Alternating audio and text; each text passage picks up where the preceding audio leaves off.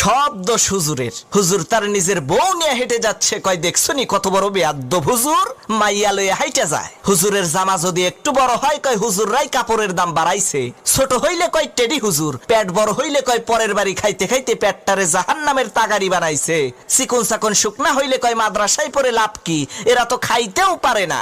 দাওয়াত খাইতে যাইয়া একটু বেশি খাইলে কয় হুজুররা পরের খাওয়ান পাইলে এইরকম একটু বেশিই খায়, কম খাইলে কয় হুজুর আজকে আর কয় জায়গা দাওয়াত আছে।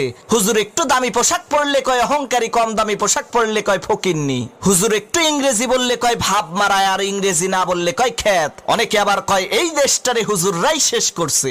অমুসলমান, কুত্তা মরে, ছাগল মরে, বিড়াল মরে, জানাজা হয় না।